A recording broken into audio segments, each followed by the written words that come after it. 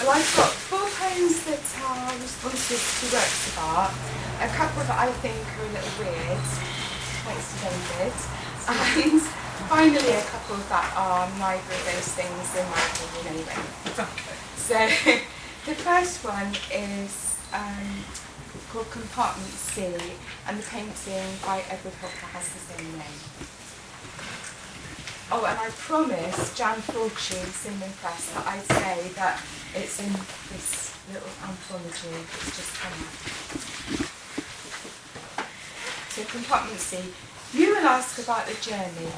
I will mention Buffy Carl Clatter, settling into quiet compartments, the steady rhythm of wheels on railroads. Will laugh, tell you how to avoid eye contact with a man who seemed eager for conversation. I leafed through magazines that did not read a single word. Instead, imagine myself telling you all this. Considered words I might use to conjure for you that glimpse of sunset's final moments beyond dark trees and highlights it cast across a stone bridge. You will pick up my luggage, say how glad you are that I am safely home after an uneventful trip. And this is also a Hopper painting called Western Motel. The label on my suitcase reminds me I do not belong. Outside, sky darkens over a line of quickly anywhere mountains. Electric lights cast shadows around plain walls, plain carpets, plain curtains, and a chair with no cushion where I drop my wrap. Perch on the king-size bed, careful not to rumple its dull coverlet. Turn sideways from my Buick parked by the window. Wait. Anticipate that knock at the door. And this painting is Madonna with the Pinks. It's a Raphael painting. Your child. You, barely beyond childhood yourself, with peachy, unlined skin, delighted with the plump baby in your lap, teaching him about the scent of flowers, conversation, play. He, alert to your every expression. Prophecies cannot prepare you.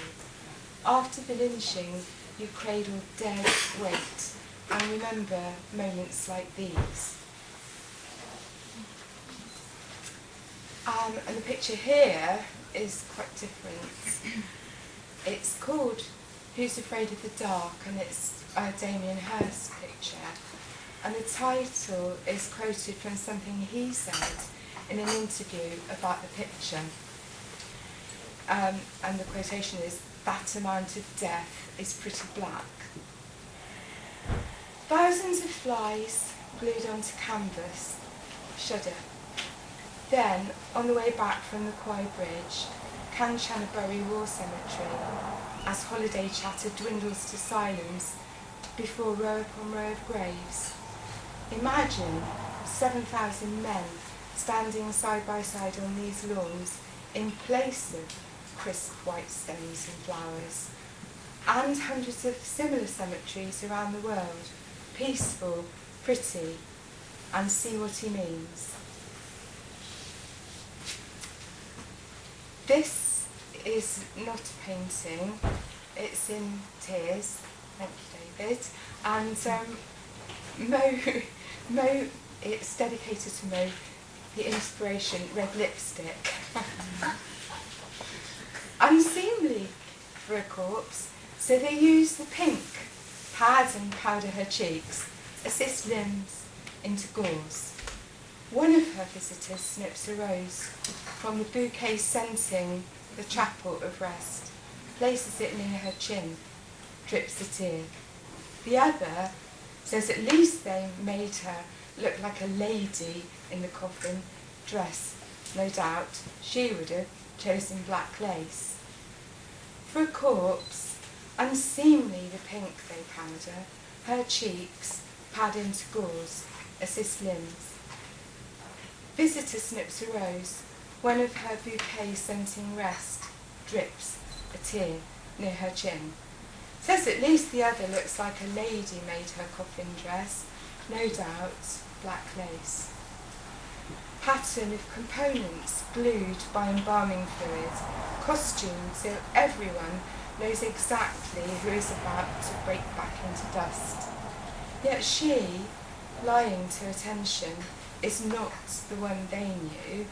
Virginal dress, pastel lips are not responsible. Utter stillness is the transformation. And I think this is kind of on the surreal side as well. Speechless. Your visit, a surprise. From an armless chair in the corner you watch. Knit string with buffed meat skewers. Knots. I move near, sniff, unravel. Fear your dissolution or, worse, metamorphosis into gorgon, spectre, spider, dead white eyes. Look here, you have a great-grandson. Gaze on me, nod, and I know for certain you feed on words. My chance to say, I miss you, gone. I think Mandy might remember the start of that one. This is neither a painting nor weird, in my opinion.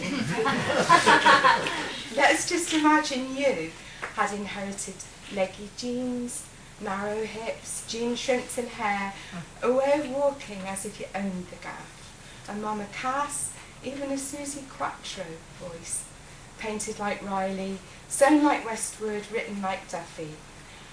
Had taken that scholarship place, sat for GCSEs at the school for girls, among diplomatic core vowels, bussed home every day while boarders sat in the common room for prep.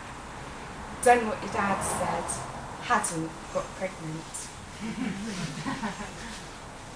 And finally, this was written for a collaborative poetry kit project in the summer called Inspired by Books. The source is immediately obvious. A nice knockdown argument. Take hippopotamus, he said. How could I, asked Alice. I'd never get a collar round its fat neck, and I don't care for mud. Don't be pedantic, he said. I'm trying to show you a concept.